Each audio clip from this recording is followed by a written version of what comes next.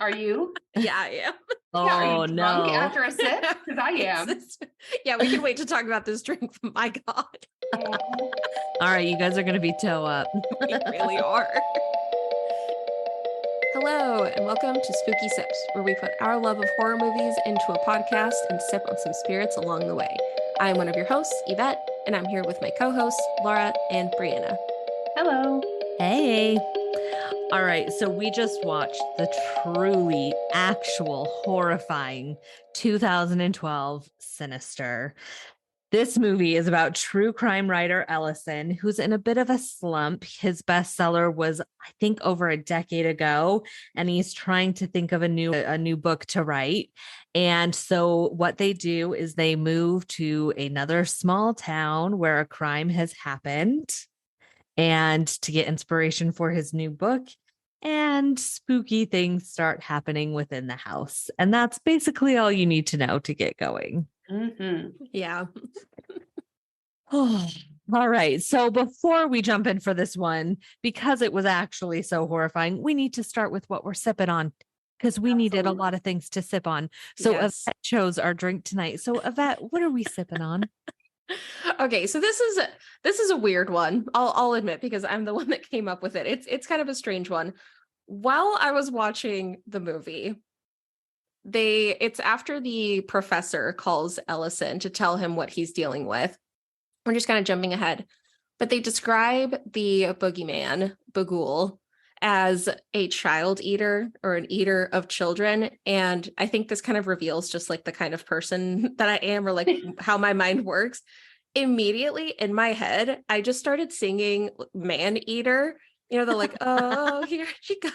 Oh, that has been stuck in my head since you told us I'm about so it sorry. yesterday. This is like, it is such a catchy song, but in my mind, I just replaced it with child eater. I was like, he's a child eater. So like the rest of the song, that's all I was humming in my head. Oh my God. Amazing.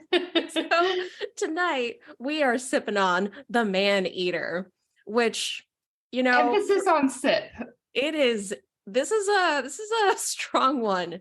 To make this, if you want to sip along with us tonight, you are going to need, it's basically half an ounce of everything. Half an ounce of gin, half an ounce of rum, half an ounce of tequila, half an ounce of vodka, and then top it off with a full ounce of peach schnapps. Ugh.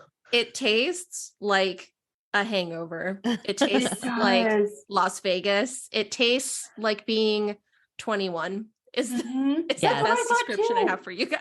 No, when I sipped it, I was like, this Like tastes being like when I got 21. drunk in college. Yeah. Mhm. Yep. It tastes like those like Peachio candies to me. The peach schnapps really comes through. It really does, because it's the only thing other than pure liquor. Yeah.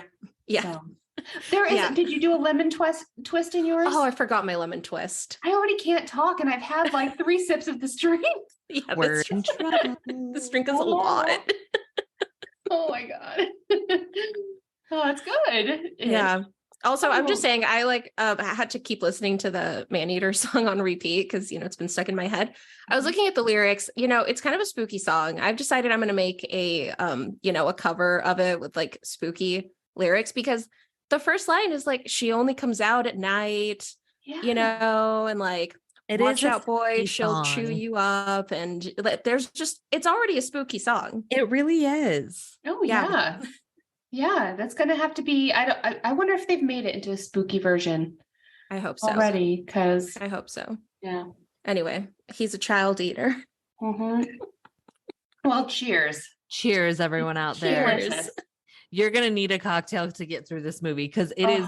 When we say that it is actually a horror movie, we're not just being funny, because I know we've watched a few rough ones.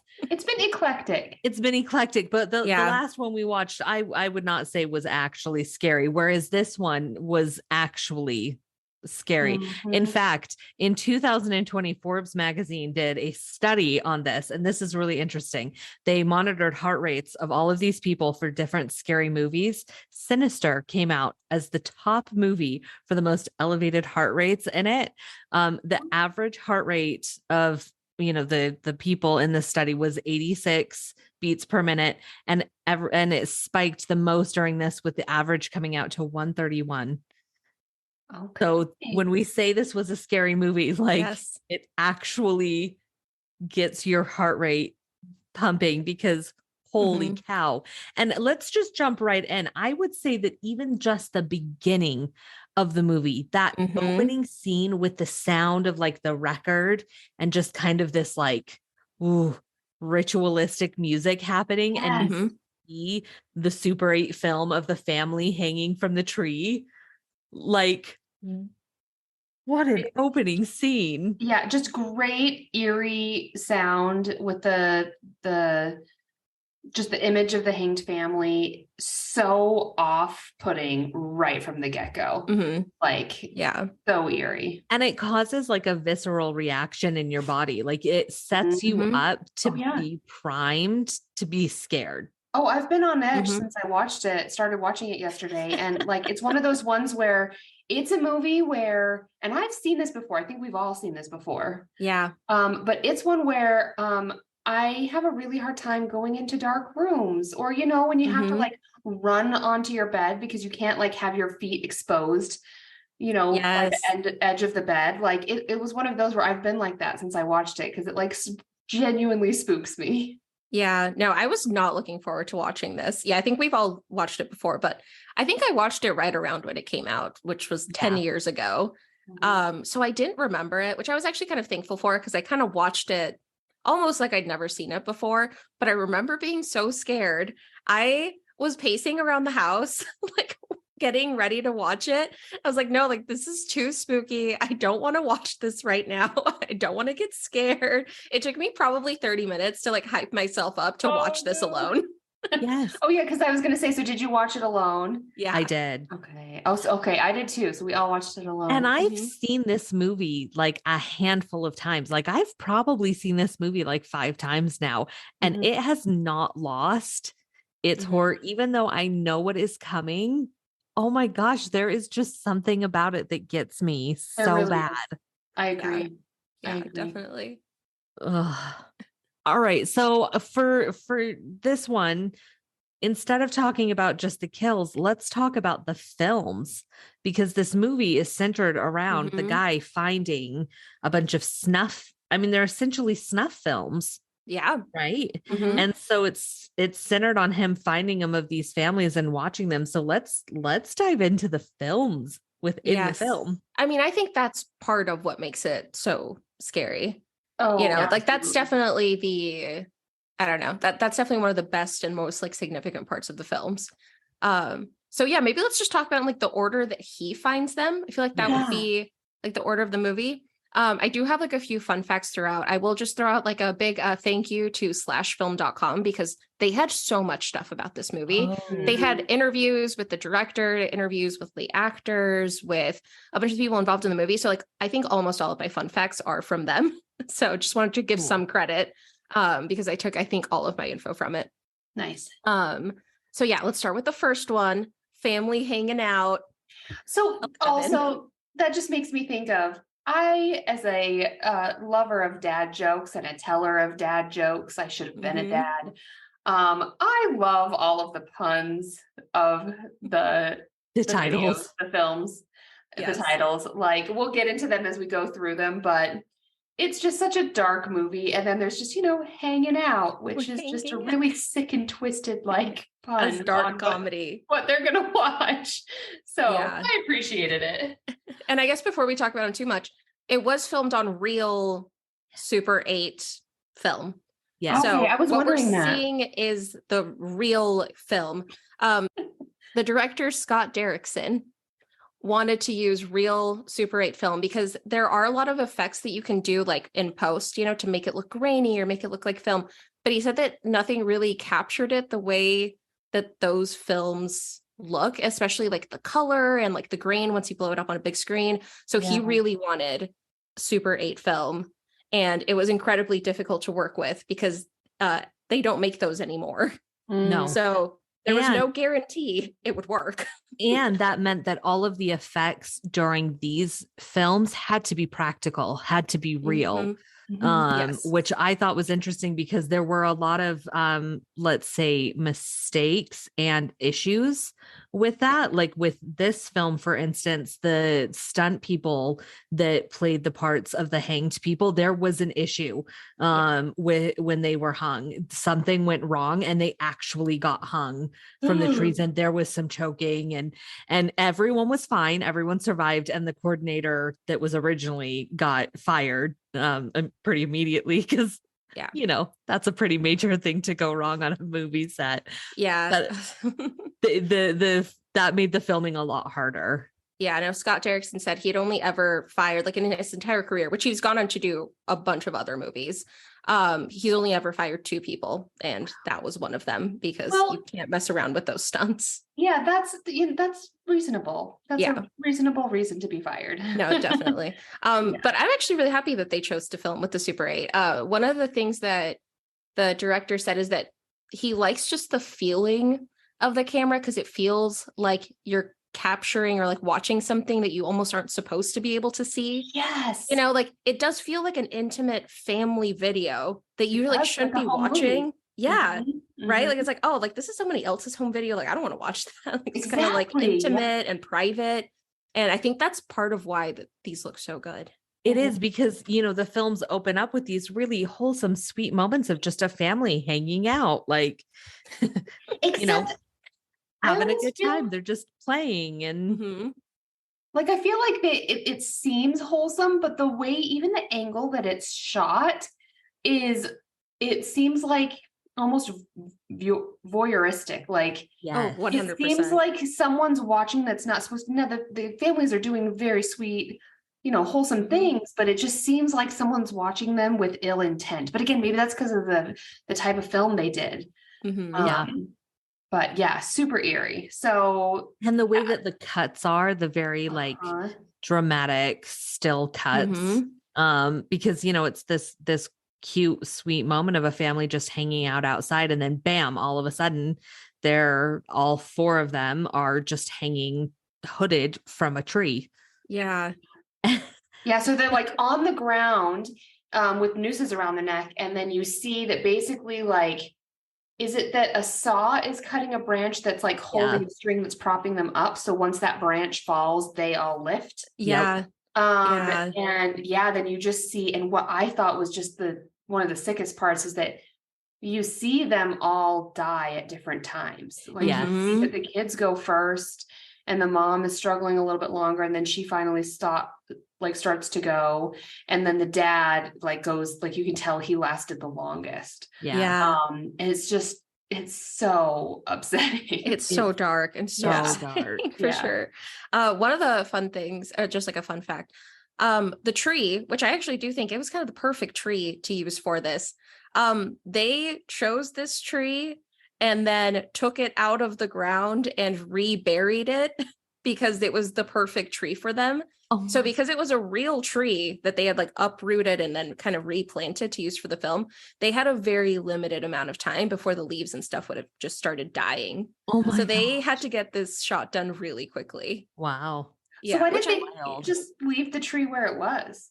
Because I'm guessing it wasn't in a prime filming location. Yeah. And on the Super 8, you can't edit the background. Exactly. They needed to just be in the right spot. But that is just, it is actually kind of the when I saw that, I was like, this is the perfectly designed tree for this scene. It's true. But yeah, I did think it was interesting if they didn't make a fake tree or something. They just found the perfect tree and then took that tree. Yes. Okay, well, should we go to the one he discovers next, which is, and I think he watches these back to back, Ellison, after he finds the tapes. I do just want to say, while he's watching the tapes back to back, he's also in just the most adorable cable net sweater I've ever seen in my entire life.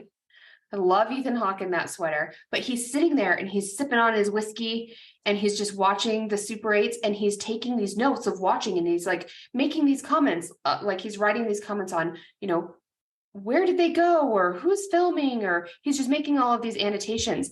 And then I was thinking, I feel like I'm the dad, because I was wearing this really cute little sweater yesterday because it was cold, and I'm sipping my drink and I'm writing my notes, and I was like, this feels so meta. I'm like It is watching this meta. dad critiquing the things, and I'm doing the same thing. It was quite Oh, fun. for sure. No, yeah, I totally had the same experience. I'm like in my glasses with my drink, taking notes, and I was like, wait, what? Wait, I Just am watching the Ethan same Hawke. thing. I Yeah. wish. We were Ethan Hawke. Oh, I am okay. Oh my gosh. Yeah. Okay, now we can talk about the next. Okay, so yeah, what was yeah. the next? So the next one is Family Barbecue 79. Okay, this one has, in my opinion, the scariest music Yes. that coincides with it. There is Mhm. something about that music. There's this really deep bass in it that Mhm. just gets right to your soul and feels Mhm. like you're suffocating. Like, I noted that too, that it was really Mhm. visceral, I think, the reaction. yeah, Yeah, that was, I think, honestly, my favorite one. Like, I know that there are other more memorable ones maybe in this one, but that was my favorite one because it made me the most uncomfortable. yes. There was just something about, so it's kind of like similar where you see like a nice happy family having a nice barbecue, and then it cuts to a car that is chained. Like the Yep. car has like chains around it. The family is inside, and the music, it's almost like they're chanting. It is like a or chant. like I think they're counting yeah, sometimes. Yeah. which Or I mean, maybe shout that's out a to later this. song. Yeah, No, this but song. it is this like chant, Mhm. like just, Mhm. and then there's just this bass that goes along with this one. Mhm. And we're just circling the car and looking inside of the car, and we can see there's some gas cans in the car, and Mhm. we're like, oh, okay, like we know what's about to come. Like, I also feel like no.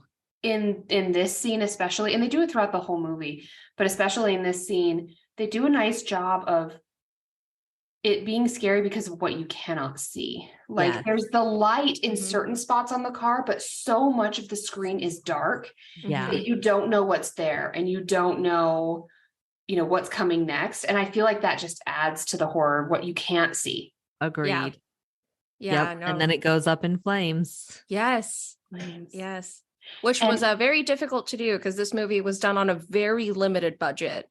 Oh. So catching a car on fire is a You don't hard have thing any to chances. do for a lower budget. Yeah. So the scene was kind of hard for them. They had to really try to nail it on the first one. I felt like, and again, because I've seen this before, watching it, knowing what happens at the end, I feel like we got our first clue. Like I think it actually happened maybe in the first one, but maybe not, of maybe who the murderer is.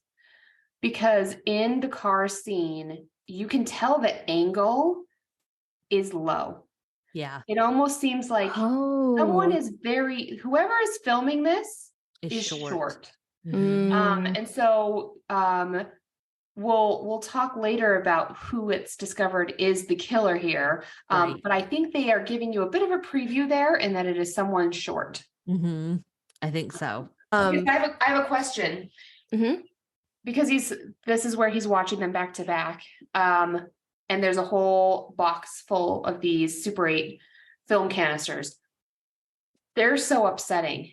If you found them, would you watch them? Like, would you watch all of them? I would probably watch the first one just out of like curiosity, Yeah. right? But like once you've seen the first one, would you watch them all? Absolutely not. I think I 100% would. I don't think I'd be able to stop myself. I really don't. It's funny because these are so upsetting that normally I'd be the one that says, yeah, I'd like to say that it's too upsetting, but nah, screw it. I'm watching them all. But yeah. I don't know. They're so upsetting. If they were genuinely real, I don't know if I'd be able to. I think if it was not in separate films, if it was one like long one, let's say, that showed all of them together, I would probably watch the whole thing just because it has that like car crash effect of like you can't look away. Like it's so horrifying that you can't stop. But because they are in separate films, I think like personally, I would probably watch the first one, the whole thing, and then just a nope out of that and not watch the rest of them. Have either of you ever seen like a snuff film or a film where a real person like actually dies? I've seen part of one. Because I've seen one. So I wonder, like, oh, yeah. Yeah. So I've seen part of that movie, or it's not a movie. I don't even know what it is, but I've seen part of, have you heard of the Faces of Death? Oh yeah. No. It's really upsetting. So it's like, I think it's, honestly, I should have looked this up before we talked about it, but I feel like maybe some of the deaths aren't real, but some of them actually are. And it was like, you know, like on the dark web or whatever, but like, it's like one of those things where, I don't know, as you watch, you just feel like you shouldn't. Yes. And it just, it sits with you. It does. And I think that's what you have to like remember when you're like watching this movie is like what this would actually be like. Right. Like how this would actually be, because also, and not that, you know, one person would be enough, but it's an entire family. Like you're not just watching watching the death of an entire family, like parents, children, the whole gambit. Like there is something you just feel kind of dirty, I guess, watching it. Like especially wrong. And I know the directors and writers kind of like struggled with that, especially with the first scene. You know, they wondered, can we really show like children getting hanged? And kind of the way they were able to cope with it is you aren't showing children, you're showing a family. Like it's the whole family that you're seeing this happen to. And that's kind of the point that they're trying to make. So in a way, it makes it better somehow that it's not just them. Still really wrong. It's so true. It is. It is though. And that's why they ended up having the bags over their heads. The next one, next death was the pool party, right? Yes. This one has always stuck with me too. There's just something about it. Cause like, I don't know. There's just something about it that really is unsettling. Yeah. With this one, because you open up and it's just a family at a pool. And somehow, I guess, because now maybe it's because this is the third one, we know that like, oh, this family is going to die. And you just see them at a pool. You are running through every possible way the family could die before you see it. Like you already know. So you're trying to be like, oh my gosh, what's going to happen to this family? And somehow they still got more creative than I ever could have, because duct taping them to the beach chairs and then using a rope to pull them into the pool never would have crossed my mind as a way to get them to die. Yeah. No, I 100% expected drowning, you know, because they're at a pool. Like I kind of assumed that's what was going to happen. I did not expect it in that way. Yes.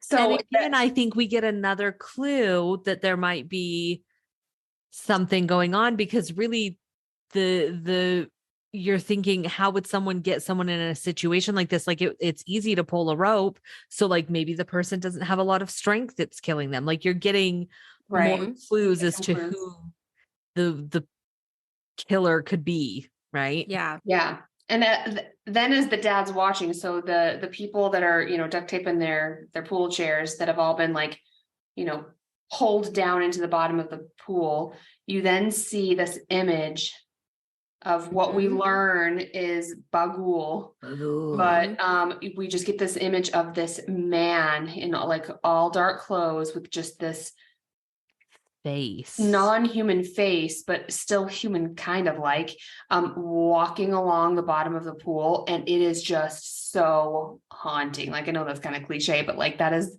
the best word I can think of describing it. Like it's still like, it freaks me out, ladies. And I see a lot of horror movies.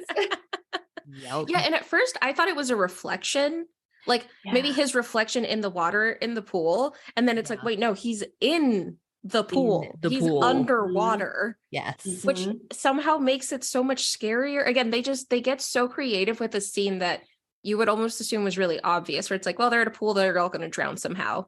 You know, it's just such a creative way to have this. And I think the way that they did it, where it almost seemed like a reflection, but you realize it's him, that then had me on edge the entire rest of the movie. Like there's a later scene where he's out at night and there's fog, and I'm like, oh, he's going to appear in the fog. Or like there's like scenes with like windows and mirrors. I was like, oh, he's going to appear behind them, because like they just make it seem like he can just kind of show up. Yeah. He's spooky. Yeah. So again, this was also a challenging one for them to film. One of the first things is the cameras are so sensitive. They did not want them to get wet. And this was such a difficult one to film that they also didn't want to do multiple takes. So this was also just like high risk. They need this to work before the camera just like glitches or something happens. So you have to be extra careful when working in water, and like you're dropping people in, so there's water splashing everywhere. Well, so you have to be careful with this one. They really did pull the people into the pool. Yep.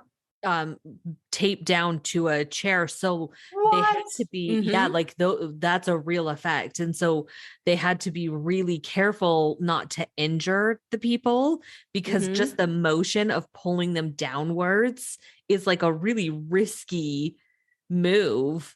And then even just, I guess, Bagul walking in the pool, like the actor, they had to weigh him down so that he would stay underwater.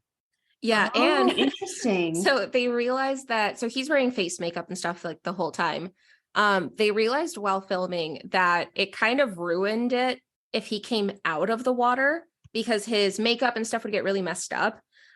So they figured the best thing to do is he could just stay underwater the whole time until they got the scene. So he was underwater for 3 hours. Oh my gosh. Just 3 hours underwater. How though? So they had a tube that they would like pass down so he could get air.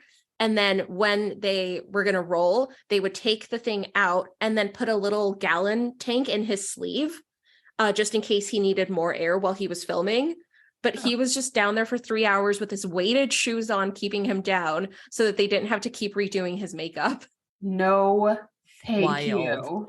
Shout out to, I need to get that his name, actor, actually. because Nick King. Yeah. Okay, Nick well King. done. I mean, he was happy with how it turned out. He said he was actually pretty proud of it, like going and like watching it with his friends later, you know, that it was actually really cool to get to see that scene. So shout out to him, because what a trooper. Oh my I don't think I could do that. I could not. I have such a fear of drowning. Yes. Like I know how to swim, but I have such a fear of it that people have asked me if I know how to swim. It's like, are you okay? Are you okay? I don't think I could do that. No, definitely not. Okay, so now we know. Don't put you in deep water. Good to go. Please don't. Yeah, with weighted shoes on. No, we won't do that to you. We promise. I'm gonna pass on that one. Don't strap me to a lawn chair, you know, and then pull me in with a rope. That might freak me out. That's a reasonable request. Okay, I don't ask much, you know. Just don't do that. Yeah, I'm okay with water, but claustrophobia is a thing, and I feel like that's why I wouldn't scuba dive. Yeah, because it's not necessarily water per se, but just being trapped somewhere, like water, closed spaces, caves, things like that. So no, I wouldn't be able to do it. Yeah, no, definitely. Yeah. Okay, so the next kill is the one that really sticks with me. Like, okay. Right? Is this what did they call it? Sleepy time? Sleepy time. Oh, okay. I wonder if part of the reason that this one stuck with me is that there is no happy intro to this one. It just goes straight to the night evening kill. Like there is no, so I wonder if maybe just the rapidness of it. But I think part of the reason this one stuck with me is because it's maybe the most graphic. I mean, that's not the word I want. It's the most gruesome in the fact that like there's actual blood. Like this is the one where we see, like, this one is an actual hands-on murder. It's not a removed one. There is close contact. Yeah, I was thinking the same close thing. Proximity. Yeah. And I think what's really interesting, and this time I picked up on this, is that we watch the entire movie of when there's the scene of their throat being slit through Ethan Hawke's glasses. Like we don't actually see the movie directly. It's like they have to, it's so disturbing that we have to watch it altered. And so we watch it through his glasses, not directly, which I think is part of what stuck with me. Yeah, super eerie. And I also felt like that was another one that gave us a really good clue. Just again, the kind of the perspective and the height and like it seemed to me, again, this is kind of watching it back. I did not pick up on it the first time I watched it, but I was like, this seems like maybe it's a child. Mhm. Yeah, no, the first time I totally did not catch that it was going to be Mhm. the kids. And watching it Yeah. the second time, it's so obvious. It is, exactly. It's so we can talk about more of the clues later, but like watching it the second time, it was like, wait, why didn't I catch that? That seems really Yes. weird. Like there are a lot of signs that that's what's happening right Mhm. now. So with this one, we get what I think is the only known survivor of the films, which is the family dog, because they don't show the dog getting killed. So as far as we Oh, know, the dog survived. you're right. There is a dog, the little Chihuahua. Little Chihuahua. Right? Yeah. Oh my gosh. Okay, so that's heartwarming. I didn't even pick up on that. Yeah, I do appreciate Because you're that. right, because the rest were Yeah. all duct taped down. Yeah. So I guess Thank the God the rule dog doesn't need wasn't. I wouldn't have dogs. watched. I Honestly, would. No, that's what the is thing it that with upsets me. humans? Why do we Like I do can that? watch a child Oh yeah, it's fine. be murdered, but a dog? Not a dog. Absolutely That's not. where I draw the I line. will No, never. will not. Yes. Will not. Will not. So then the next film is what I think is probably the most famous and shocking from this movie, Mm-hmm. Lawn Work. Oh, okay. All right. This one has stayed with me since what year was this? 2012. Yeah. Been 10 years, and I still think about this scene all the time. It's Mhm. so. I And don't there's even something know. about the rapid pace, maybe, of it because Mhm. it's still on the Super 8, but it's this really rocky, bouncy Mhm. filming because we're watching the lawnmower go along. And Mhm. so I think maybe there's something about the way that the screen is so shaky that just makes you queasy. Yeah. Yeah. And part of it is just like a jump scare a little bit, but it's definitely more than that. Because at the beginning, I did notice like there was audio, like there was sound during Mhm. the beginning of but it was really quiet. Like it was a Yeah. really soft, kind of still spooky, but like you almost couldn't hear the sound at the beginning. And then it just lawnmower scene, loud scream. It got me for Because sure. it's not just a jump scare.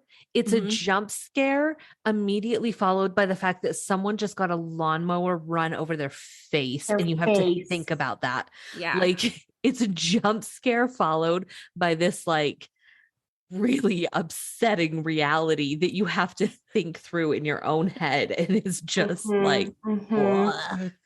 Yeah. And I think, yeah, part of like Brianna, what you were saying earlier, it's just like the progression of it. Because the first few, it is like obviously you're still seeing people die, but it's at a distance. Like, Yep. you're pulling people into like the water or, lighting something on fire. But then the next one, The we're slitting someone's proximity throat. So just it's becoming more increased. active. And then this one, Like it's gonna chop their head to bits. Like Yes. it's gonna be so gory. lawnmower someone's head. It's literally like the most disgusting thing that you can think of. Like Yeah. just the aftermath of that is so upsetting. It's really gross. Yeah. So it's so good though. They really did So just those are nail our it. snuff films. So if we haven't Yeah, and I sold you think for on that watching one, the they were able movie to yet. I think they were able to like rig up the camera onto the lawnmower. Like they made kind of like a little attachment. And I think that's kind of like how you mentioned, like you see like the bounce, like it really does feel like they nailed getting that perspective because they were able to kind of mount it on and like really get that. This is what it would look like if you were pushing the Yes. lawnmower. This is like the first person view of it. So that's how they were able to get that. Yes. So good. So that's the bulk of them, right? That's Yes. all, except Okay, that's for all of them, at until the the end. very end, we see one is Okay, added to the collection. Before we get to that though, I feel like Brianna, you were mentioning something about jump scares, and there's also a ton of jump scares in the movie that are not part of the snuff films. So can we Yes. talk about those a little bit? Yes. I feel like I think we could dive into the movie now. Yeah. So like while the dad is watching some of these, like he watches like 2 in a row and then he kind of takes a break.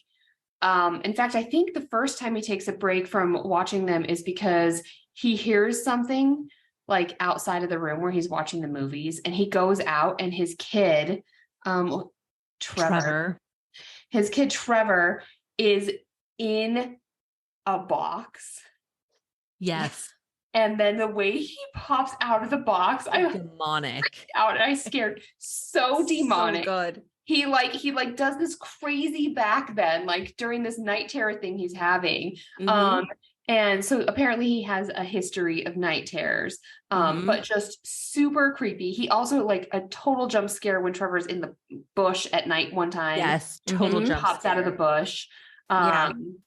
Such good, in addition to all of just the eerie, creepy, sinister aspects, there's good jump scares in this movie. Yeah. And I don't think they overuse them. I do think sometimes, jump scares can be kind of a clutch for horror movies where, a not very good horror movie can get scary by using jump scares. But I felt like theirs were really good.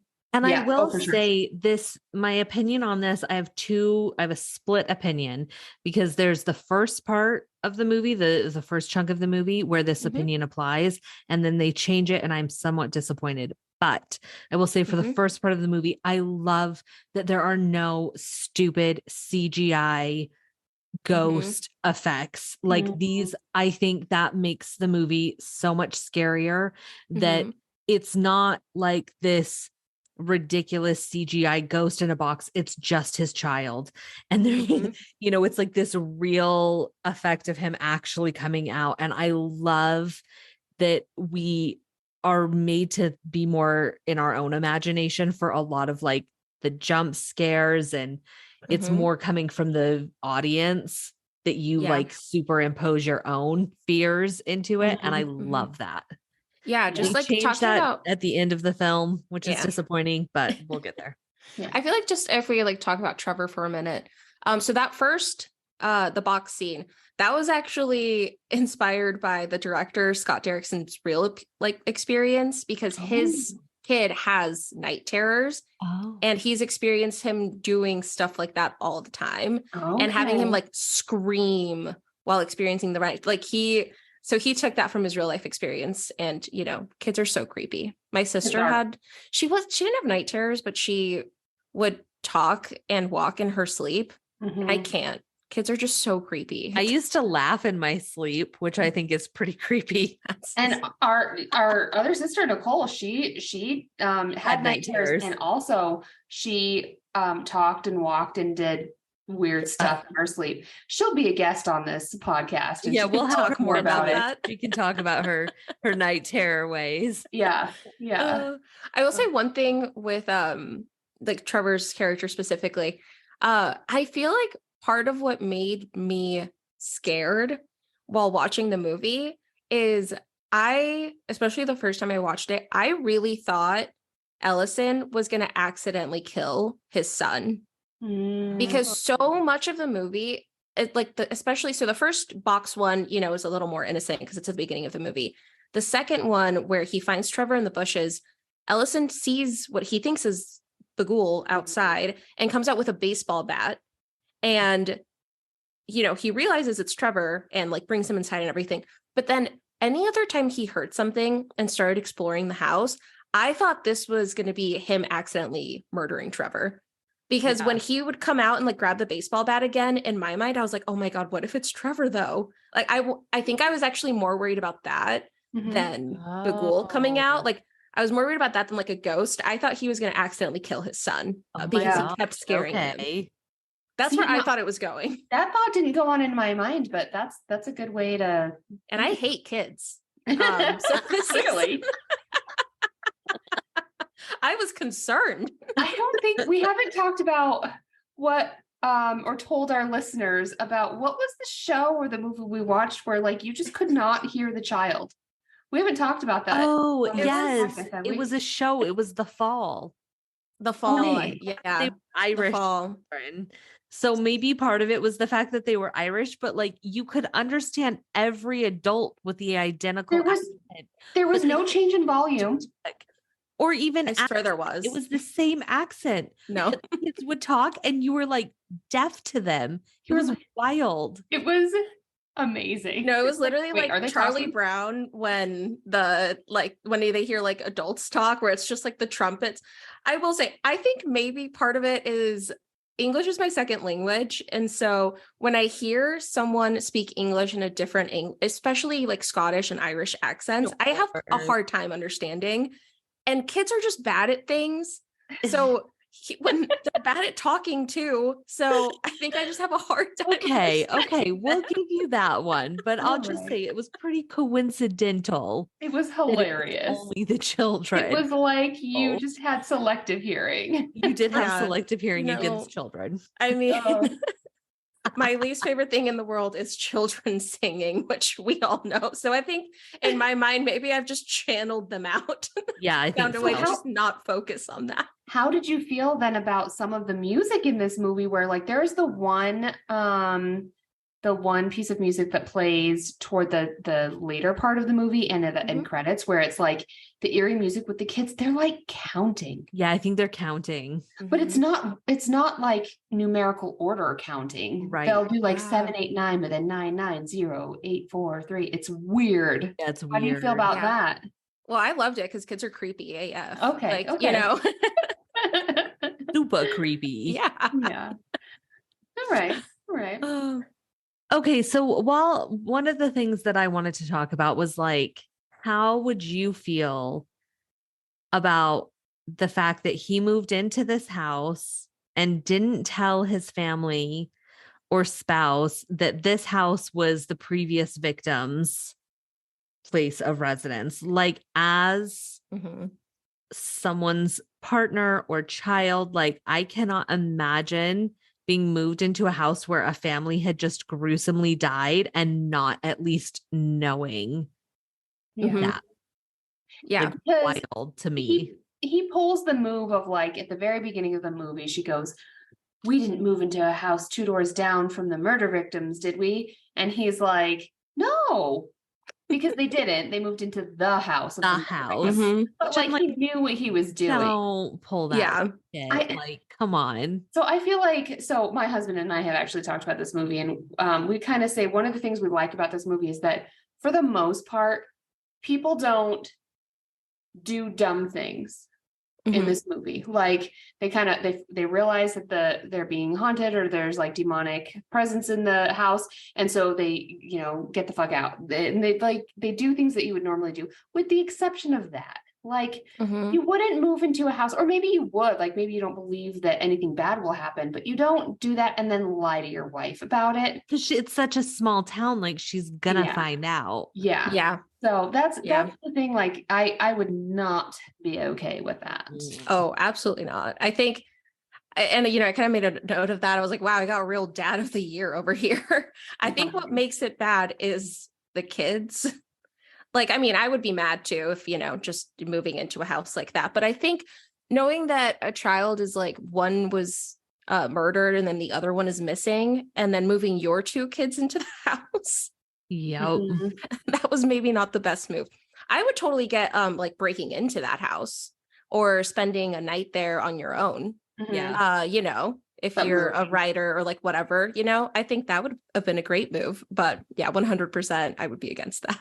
So would you, knowing about it, would you ever move into a house where either someone had, like, you knew someone died or someone had been murdered?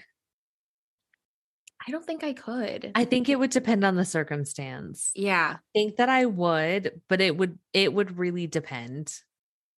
Yeah. Like, if someone just died there, yeah, fine. Like, people die. Like, but if it was like something really gruesome or spooky, I don't know. I think I might be okay with it. I think that, like, really, the past is the past. I might just get some sage. Yeah. Do a cleansing. Yeah, just call it a day. Yeah. I don't think I could. I haven't personally really had that many, like, paranormal experiences. But you just, it wouldn't feel right. There's some bad juju in there. Yeah, that's true. I don't think I could get over that. I'd probably overanalyze everything. I'd see like a door open and like, oh my God, they're back. Right. They don't want me here. All right. So speaking of overanalyzing, should we get into our psychoanalysis? Yeah. All right. So during this part of the show, we do our psychoanalysis with our in-house Dr. Laura, which we affectionately call her, because she is not a real doctor, but it's okay because they are not real people. They sure aren't, guys. Yeah, let's get into that.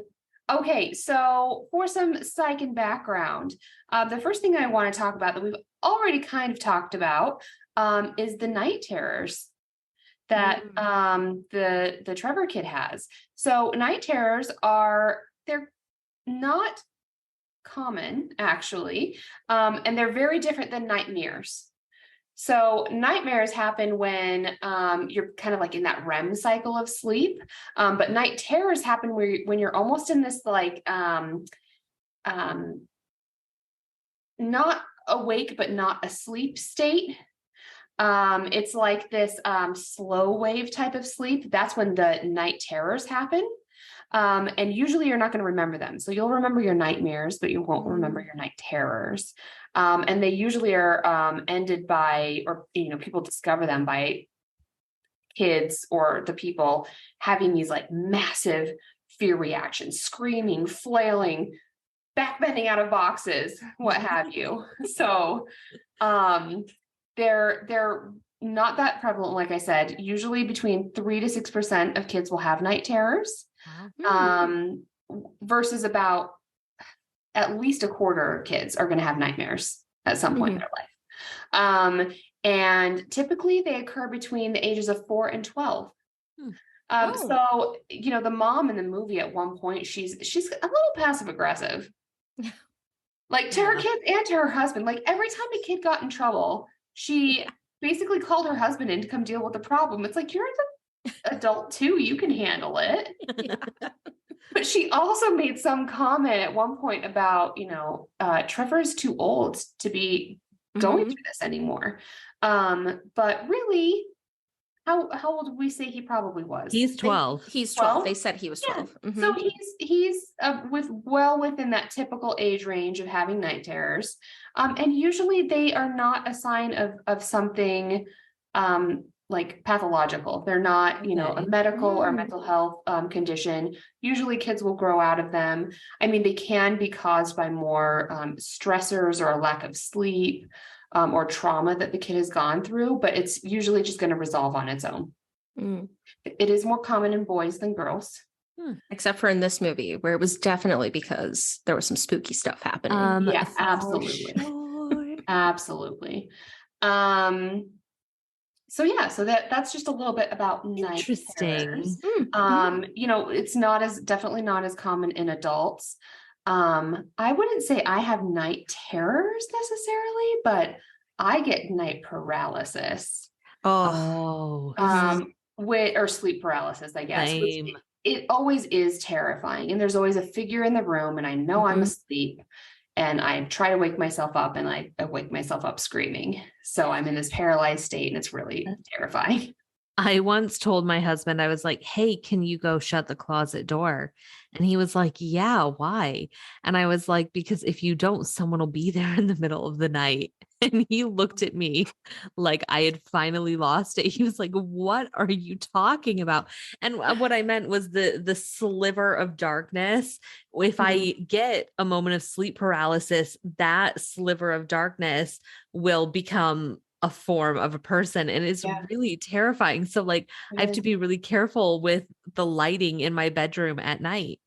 Oh, interesting. Like I have to make sure there's no weird shadows and So what happened for me was so mine actually started when I was in high school, and in my high school bedroom, basically, there was just a few times and it happened all of a sudden. And then once it happened several times per week where I thought I woke up and I saw this dark figure standing over my bed and I knew they were going to hurt me. They meant me harm.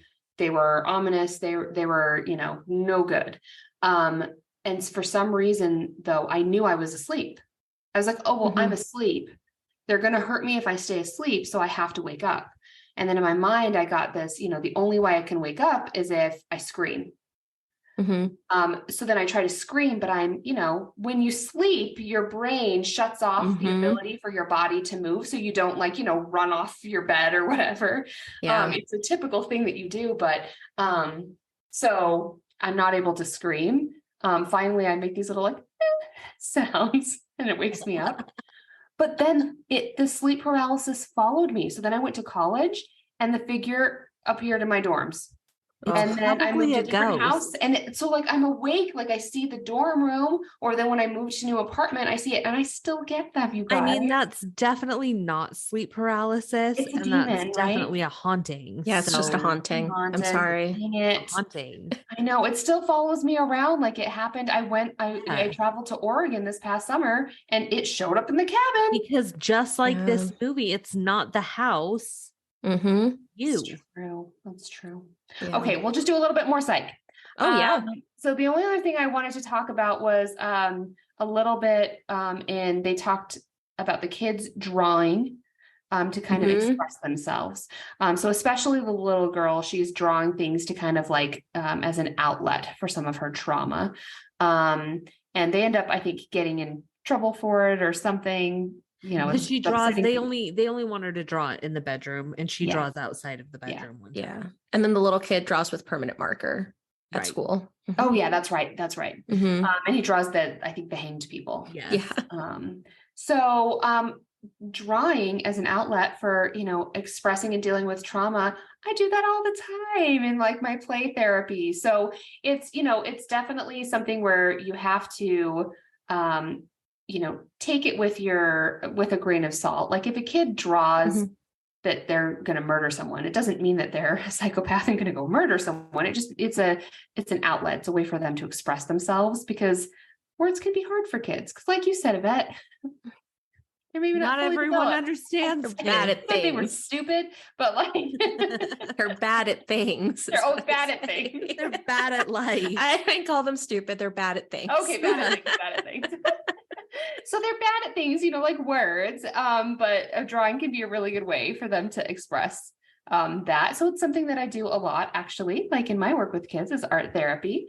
And research does show that it can stimulate parts of the brain that relate to self-regulation, relaxation, memory, visual processing, creativity, things like that. So it can be really helpful. Wow.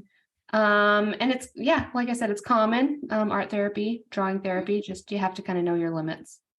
Yeah. So that's basically all the psych that I took away from this movie. Okay, cool. I guess, do you guys have any thoughts on just the family dynamic? You don't even need to do your psychoanalysis on this, but just, I don't know. Did you guys find it believable? Do you think this is a good family dynamic have? I did find the mom's frustration believable. So I will say that I actually like that she was kind of fed up with him. I actually think that there was something understandable about the fact that he's probably been doing this for almost a decade, because that was when his last book came out. I think she was fed up, she was done, and what a shitty situation for her and the kids to be put in time and time again. So actually, I mean, I think that I found that a believable part of the story, which when you believe the family dynamic, I think it makes the rest of the story more believable.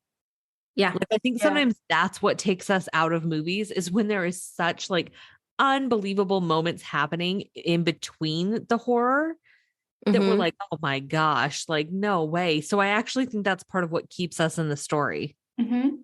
Yeah, I agree. I think other than the mom being just kind of passive aggressive, which I didn't really like, but again, maybe that comes from a place of frustration.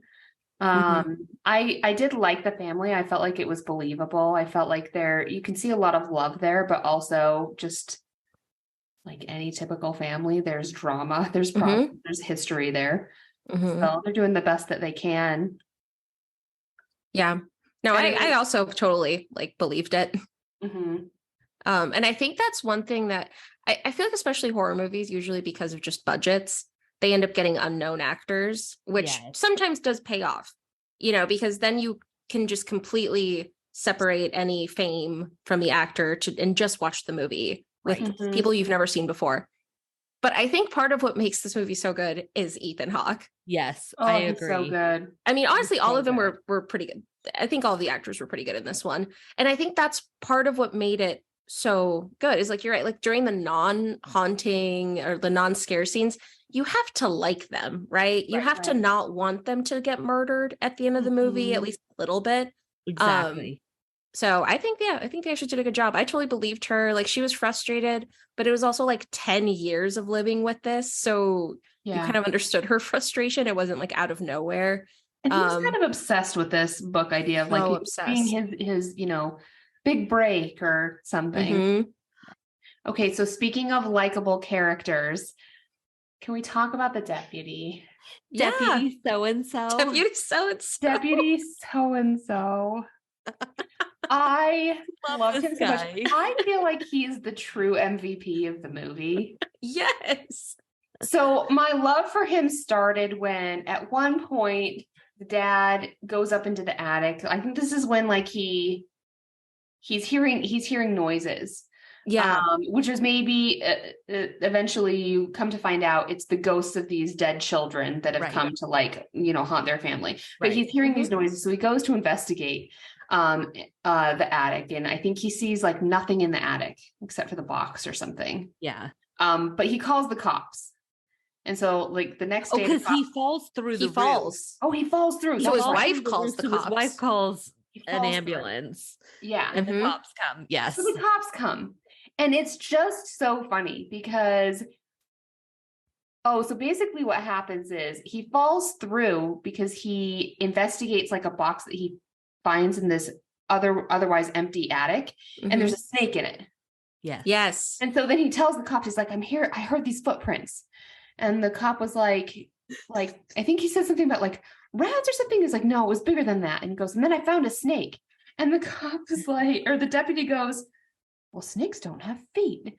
And he was so serious about it. So serious. He was not patronizing or anything. He's like, yeah, snakes don't have feet. That's very curious. Yeah, he's like, well, that couldn't be it. They don't have feet. So I feel like he talks about squirrels, and he's like, well, the squirrels wouldn't have been loud enough. Like, oh yeah, that's what it was. He's so invested from the beginning. This cop wants to be his MVP. Like he wants to be the guy to help him solve the case so badly. Back to a little bit more, psychology of it. I feel like that cop was one of the best therapists I've ever heard. Oh my gosh. At one point when he's having this conversation with the dad and he's talking about, well, he's so validating. He's asking these open-ended questions. He's believing the dad.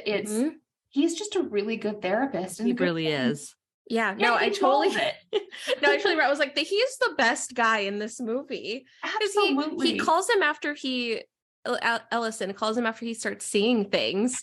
And, he's basically trying to be like, I think there's ghosts in here. And the deputy so-and-so, he just listens. And then, he's like, I'm not saying you're an alcoholic, but here's what I've been seeing. He does this in a really concerned way. He was my favorite. Honestly, the first 2 seconds, I didn't love him. I thought he was kind of like a weird character and maybe like trying too hard to be funny or something. Immediately grew on me though when he's talking to Ellison about trying to get an acknowledgement in his next book. Yes, he perfectly did being awkward. Yes, that's how I would ask someone for. That part where you talk about the people and you say like, oh, like I couldn't have done it, without the help of, like deputy. Yeah. I could do that for you.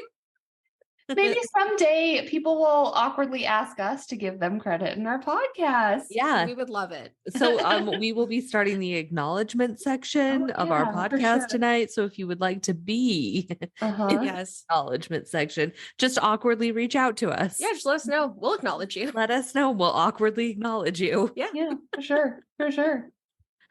Okay, so I feel like we need to start talking about the ending of this movie and the creepy children. Okay, this is my only complaint. For me, this is a near perfect horror movie. My only complaint is the CGI children. Yes. Yeah. I hate nothing more in this world than a poorly done CGI ghost. Really, any CGI ghost. I have to be honest, I rarely find it's done well. Mhm. And it took this is the only time it takes me out of it, because we should backtrack a little. We find out that all of these snuff films, he finds an extended cut up in the attic, and the extended cut, once he puts them together, he realizes all the missing children, they are the ones that committed the crimes. Mhm. And then we find out that his house is inhabited by the ghost of all these missing children. Mhm. And we find this out by seeing all these horrifically done CGI kids. I don't know if it bothered you guys as much as it bothered me. It just, Yeah, so I think actually he doesn't find the extended cut until after They he move moves the house. Oh, But shoot, you're right. but Okay. we do all of a sudden he's having one of these nights of panic and worry in the house. And he doesn't even see them yet, but he's kind of hearing things and sensing things in the house. And you see all of these like little ghost children. So cheesy. I hated it until they got to the little girl's room, his daughter's room. Yes. And then it scared me. Then that one was good. okay. Okay, that one. And then at the very end, like the absolute very end, when they're all waiting for her, those were the two I was okay with. Yeah. If they had cut it down and only done those two, would have been much better in my opinion. I just didn't understand it. Like I just didn't understand why that was happening. Yeah. Because the children are like kind of chasing him. They're literally invisible. So I don't know why they're running away, but also chasing it. It was literally just that. Okay, this was a cheat scare. We kind of talked about how it does a good job with it. This one was cheating. The one where the little girl is randomly poking her head like right over his shoulder. Yes. That one was cheating. Yes. That one wasn't a good scare. Agreed. They could have just cut out that entire section and totally kept the one in the little girl's room. That one freaked me out. That one was scary. And you see the drawing, like she then did a drawing of the family getting hanged. That one was really good. How do you just you hear noises and then pan to the little girl's room and you see that? Way better. That would have been way better. Yep. Because again, it's less about sometimes what you don't see. Yeah, the less is more. And so basically it's the cheesy scene with all the cheesy ghosts. And then there's the good scene where the ghosts kind of are in the bedroom. And then he goes up into the attic again. And basically he sees the children lined up. But like they're sitting down facing each other kind of in like two parallel lines. And they all kind of turn to him and put their finger to their mouth and like, shh. Right. Telling him to be quiet. And then you see I was about to say Babadook, but it's what's his name? Bagul. You see him. And then at that point, I'm like, you got to just get out of that house. Like, you got to go. Which to his credit, the dad then is like, you know what? I'm burning everything. I'm telling my wife we are out of here. That's a smart thing to do. I love that they do that, because so rarely in the movie do they do that. And I love that they're like, nope, we're out of here. We're done. It ends up being his demise, which we will talk about right now. Yeah. So that ends up being their trap, is that they move. Because we find out from Deputy so-and-so, who calls him late at night, once they have moved, to say, you have fallen directly into the trap. Every victim lived in the previous one's house and moved shortly thereafter, and then they died. Yeah, as soon as they move from the house. And that's maybe why they have the little ghosts trying to like scare him. Like they're trying to scare him to move so that then Bagul can get his next victim. Yeah, I mean, I understand. But can we talk about their old house is so much nicer? Yes, that than their current house mansion. When they moved to it, like, because they had talked about being tight on money, I was like, wait a second. These people are rich. That old house that we're trying to sell. At first, I thought maybe it was like an apartment or something in how big of this building is. $1 million mansion. Beautiful mansion.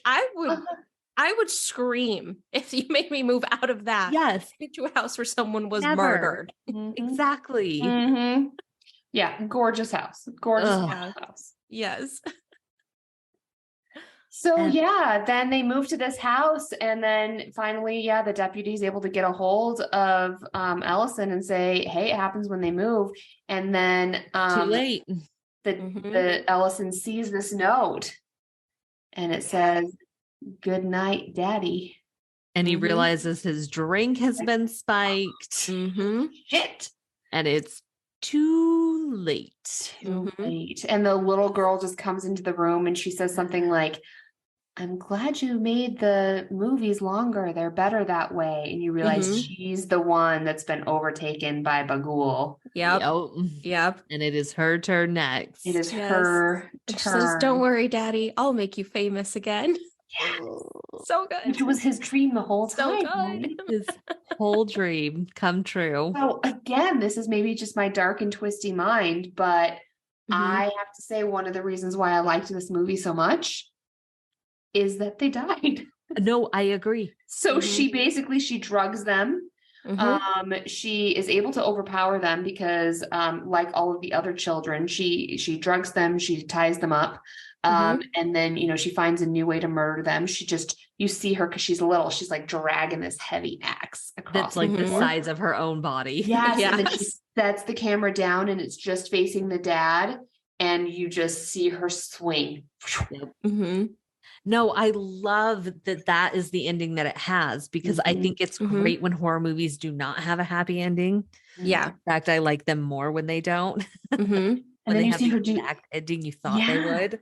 And then she's like doing this drawing of like Mommy, Daddy, Trevor, and they all are yes. She's doing it on the home movie's lid along with everyone else's, which again, totally didn't catch it the first time, but it's like, oh, so obviously it's the kids. Why are they all labeled mom, dad, whatever, and then they're all different types? Totally didn't catch it the first time. Exactly, because what other killer would call them mom and dad? Yeah, exactly. Yeah. Like, of course, it's the kids. Now, what did you think of like the ending? So like she kills her family. You kind of see her like paint the wall with blood. And then we get the projector, shining on the wall. All the little kids are shown in what's the same house, like in the hallway. And then you see Bagul show up behind, what's her name? Ashley. And then he picks her up and carries her into the projector. Like she is now in the screen as the little kids run away. What did you guys think about that? I actually liked that ending. Like I actually thought that it ending with her joining the children was one of the other appropriate times for there to be the creepy kids. Like that was a time when I thought it was okay. I also liked it because one of the things we didn't really talk about was how at one point Ellison, he kind of gets some help from a professor who knows about, the history of this story. And he talks about how, the legend has it that some people believe that Bagul lives in the images of like the drawings and the pictures. So I felt like that was kind of like getting back to where he's alive through the images and kind of like, takes over, eats the children or like takes over their minds, I guess, and actions. So I also really liked it. Did you not like it? I didn't like it. Okay. I think there was just something about it. It to me, and I like Stephen King's work. I'll like start with that. The one thing about his work is that it's always really good until the end where he makes it weird. Yeah. And then there's always some alien spider that was actually doing all of this. And then, like whatever. Yep. And to me, it almost did the Stephen King ending of why did you have to make it weird right at the end? Like it took me out of the horror right at the end. Like to me, that scene just wasn't scary, and it didn't leave like, I think it was supposed to be ominous where it's like, oh, now the story continues. But to me, it just wasn't scary. I think there was just something about the end that it felt off. Did the jump scare get you at the end? The final jump scare of Bagul's face, oh yeah, no, that got me. Okay, but again, I think that was a cheap one. I think it was a little cheesy, but I'm also a fan of the cheesy. So I thought it was cheesy, but done in an appropriate way. So I was a fan. You liked it, yeah. I think there was just something about the ending for me that was off. And I will say, like, I can't think of a good alternative ending. Like, I'm not trying to say I can come up with something better. And I do wonder if they were just trying to set it up for a second film. Yes. Yeah. Like it did Which kind of there feel is. like they were trying, right? Which I actually haven't seen. Yeah, neither have I. Which What? I know. Oh, it's really good. Ooh, Oh, so okay. The deputy plays a big part in it. Oh my gosh. Okay. Does he get a name? I Is he don't still just remember. Deputy so? I hope not. I hope he's still deputy so and so. But Oh, yeah, no, I love that. it's pretty good too, actually. Okay, I have to check it out. Okay. Well, I did like the ending got changed because they insisted that it be a jump scare. Mhm. So Jason Blum of Blumhouse Productions, he insisted that the movie ended on a jump scare, which I thought was kind of fun and I kind of liked, but he was like pretty adamant about that. Yeah. Okay. Yeah, I get it. I mean, again, I thought it wasn't scary enough. So maybe he thought like me. He's like, you know what? We need to like amp this up right at the end. Right. Like give it one last. Yep. I'll throw in some fun facts for you guys. Let's see which ones we haven't talked about. I don't think we've talked about the inspiration for this movie. Yeah, so it wasn't inspired by any true events or anything, but one of the writers for it, C. Robert Cargill, had a nightmare after watching The Ring, where he went up into his attic and found a bunch of films and watched the first one, and it was a family hanging. Oh my gosh. He said it stuck with him for so long that he would kind of like pitch it to other people as like, hey, isn't this like weird? Don't you think this would make a good story? And I think finally, after getting such good like feedback from people saying, yeah, you should write a story about that because that's creepy. Yeah. That's why they ended up making this movie. Oh, interesting. Yeah. That's pretty cool though, that it came from a nightmare. I kind of love that. I love that. Which I will say, I just said that I didn't think the ending was scary enough. At the end of the movie, I actually didn't think it was as scary as I remembered it being. I watched it last night and I had a nightmare last night, which is the biggest compliment I can give to a horror movie. It clearly stuck with me. I even watched it at like 3 p.m. So I watched it early in the day and still had a nightmare. So I will give them credit for that. It clearly stuck in my mind. That's a good review. I don't remember it. I just remember waking, like it's one of those, like it was like a fleeing one, you know, like I woke up and I was like, that was terrible. And then immediately forgot. Yep. This was a pretty low budget movie. It had a budget of $3 million, which is pretty low. That's really low for 2012. Yeah, it did not feel low budget at all, in my opinion. I think they got really creative with a lot of things. So they were able to pull off a lot of stunts and stuff that I think made it feel more expensive. Okay. So Blumhouse, which is like the production company, they are just nailing low budget, high grossing films. And this was one of them. The budget was $3 million. Opening weekend, it grossed over 80 million. Oh my God. So they immediately saw a great return on investment. Well done. Yeah. Another one is the director, Derrickson. He would play the music from the film while they were filming so that people could get into I always wondered their characters. That. Brilliant. Yeah. I think that's awesome. The music, the score, it was so creepy. And it was subtle. Like I do think this one was a little more subtle than some other movies. But it just set such a creepy it like atmosphere. got under your skin. Oh yes, absolutely. Yeah. So this movie was rated R, and a great compliment to someone who makes a movie. It was rated R purely because it was a horror movie. There's no sex. There's no real swearing. Even the blood is technically kind of minimal when you think about the movie. It's really the one. Yeah, movie. It was rated R just because it is scary. Okay, that's pretty impressive. Yeah, which I think is a pretty good compliment to the writers and producers. This movie was so dark, visibly dark. Yes. Like when they dark, in my opinion. When they first moved, it would have been one thing if it had gotten darker, but like when they first move into the house and he's taking boxes in the house, I'm like, how can he see where he's putting the boxes? It's so dark. Like I thought the brightness on my screen was down because I was like, I can't see anything. Yeah. And when the power goes out and stuff, like sometimes I get it, you know, you want it to be dark.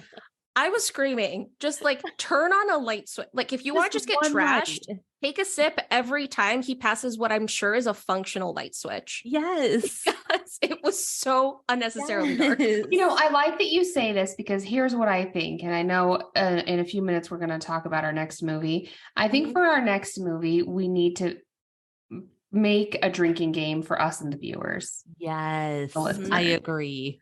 I agree. So we'll get back to that when we talk about our next one. I have some ideas. Okay. If you want one for this one, though, I think that should get you pretty That drunk. should be it. That should do it. What else did I have? Yeah, I was literally screaming at the TV. I was like, just turn on a light. Just turn on the light. Turn on the light. Don't go into the creepy attic. Just don't go into the creepy attic. That's an obvious one. Oh yeah. Why didn't Bagul eat the other kids? Why did he only take one? No, I think he did eat all the kids. No, from each family, only one kid would go missing. I think that's all he needed. I think he just needed one. Just what every like 20 years? There was no way to like preserve them for later. Yeah, he just needed a snack. Like maybe he can't eat too much at one time. He's trying to watch his figure. Yeah. Like I think that's probably it. It's all in moderation, Ivette. Yeah. Listen, it's the holidays. You have to be careful. Yeah, he's got stuff to do. You can't be like, okay, fine. I was wondering why. That doesn't make any sense. Like, you think he'd want to eat all the children, right? No, because right. maybe it's like if you eat them all at one time, it doesn't do any good. You've got to just eat them. And maybe there's also something about like they have to kill a fair amount of other people before he can eat them. Oh, could be. Like maybe the kids have to commit the crimes. Mm-hmm. Like that makes them better to eat. Is if they've killed other people. The seasoning comes from how many other people they've murdered. Exactly. Okay, fine. If it's that, I'll give it to you. Exactly. That's what I'm saying it is. So I guess for Bagul, the original thought for what he would look like was they were originally thinking like a Johnny Depp Willy Wonka vibe. Okay. Which based off the era that this movie was done, that would make sense. Mm-hmm. They eventually decided that was probably too silly. So they moved against it. And then they just kind of went to the internet. They just searched Flickr to try to find good images. Kind of like got to their top few. They saw one that looks like what Bagul ended up looking like. They paid the artist $500 and that was their inspiration. Nice. So yeah. And let's see. I think those were all my thoughts. Did you guys have any other fun quotes or anything? I don't have anything else about the movie, but if we want to get a little bit of context into what was happening in the world in 2012. Let's do it. When this movie came out. So it was a dark time, guys. 2012 was a dark time. So there was the world going to end in 2012? Oh, yes, I think it was. Am I remembering that correctly? Yeah, there's been multiple world endings, but I think 2012 was one of them. It was a big one. There was a lot of mass shootings in 2012. Oh. So Sandy Hook happened then, which I wonder if that had any impact on this movie because this movie is really dark. Probably on release date. It would have, right, depending on that. So there was like the movie theater shooting as well. So it was pretty dark time. But in lighter news, Obama was reelected. Oh, nice. In darker news, there was Superstorm Sandy. Do you remember that? The Hurricane Sandy? I don't even remember that. Maybe it wasn't as big of it. So I was living in New York when it happened. So it was a big deal to us because it was basically in New York, New Jersey. Yes. Okay. No, I do remember now. But I think it's funny because I was just talking to someone about it the other day and they were like, oh yeah, I don't even remember that. It was such big news where it was so hyped up. Oh yeah. But maybe that's just because it was in East Coast. It was a bigger deal. Yeah. That makes sense. Yeah, some other scandals and stuff, but love a scandal. Love the show Scandal. Great show. Yes. Great show. Also good. Taylor Swift, Justin Bieber, and Carly Rae Jepsen were pretty big. Oh, and now they've all hung around. I mean, yeah. Well done for them. Yeah. Taylor Swift tickets were supposed to go on pre-sale today, but Ticketmaster crashed, and so I have to wait until tomorrow. And I'm very upset about it. I'm sure you're not alone. I haven't set my max budget yet, but My bank's about to hurt. It would be pretty good. It would be pretty good to see. I need to go. I'm not like a hardcore Swiftie or anything, but I am a fan, and I think she'll put on a really good show. So I'm going to try to go. It will be a good show. I am not embarrassed to say that I have been a fan for a very long time. Like when I moved from New York out to Utah and Brianna drove with me, I made her listen to all the. We listened to Taylor Swift the whole time. The whole time. The whole time. It was the whole time. Yes, it was. But it was She's a large part. amazing. Hey, I had to do something. You slept the whole time. I did sleep the whole time. I drove and she slept in the car next to me. Listen, I'm a sleeper. For the world ending, just in case you guys wanted to know, this was like when people were freaking out because they thought the Mayan calendar ended in 2012 and that would mean that the world was going to end. And then they were like, oh my God, we read it wrong. It's not actually going to end in 2012. Right. Like, oops, just kidding. They read it wrong all the time. Yeah. All the time. All right. So here on Spooky Sips, we don't give stars, we give sips. So ladies, from what is affectionately known as one of the most horrifying movies of all time, how many sips do you give this movie? All right, ladies, this is a bold statement, but I have to say, I love this movie. There's a few little cheesy parts of it. I'm giving it 4.9 sips. Ooh, wow. Ooh. I would give it 5 without the creepy ghost children. Okay. That's the only reason that drops it just a teeny tiny bit for me. I loved almost everything about this movie. Almost 5 sips for me. All right. Wow. Okay. Yeah, I'm going to go with a 4.5. I'm going to give it a 4.5 sips because for me, it is dang near close to being a perfect horror movie. The ending could have been better and lose the CGI kids, and I would have given it a 5. Now, were they CGI? I thought they were. I don't makeup. know. I think they were being really bad makeup. No offense, makeup people. CGI. I don't know. It felt like that weird effects where they're like creepy and I think not maybe right. Part of it was I think they only did their face. I'm wondering if that's why they looked so bad. Is I think different. It wasn't consistent makeup.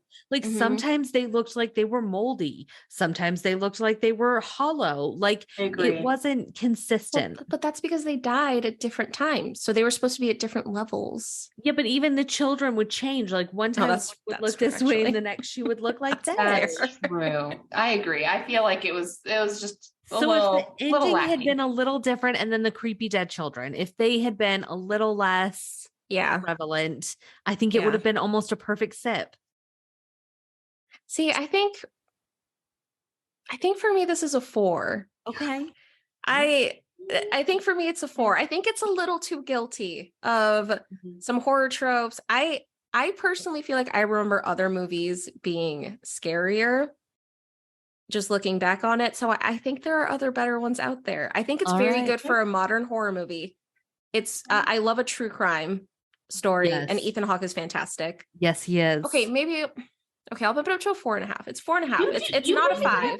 You're allowed to stay with your 4 if you want. Yeah. No, I think it deserves a bump up for Ethan Hawke's performance. Because it was a pretty good performance. He convinced me for sure. 4.5. I guess the thing is like I think we all feel this is one you should watch. It is one you should watch. Definitely I'll recommend it. You should watch, and it's one that I've watched before, and I will watch again. Like I will. It's good. It's really good. Watch it in the dark. You know, alone. Be as creepy about it as you can. Pour yourself a Maneater. Or a whiskey on the rocks. Or a whiskey on the rocks.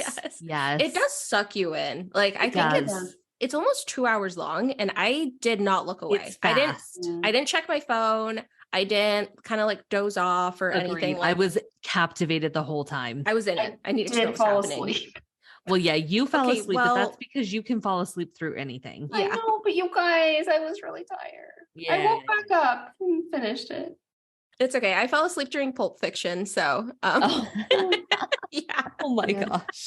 Classic.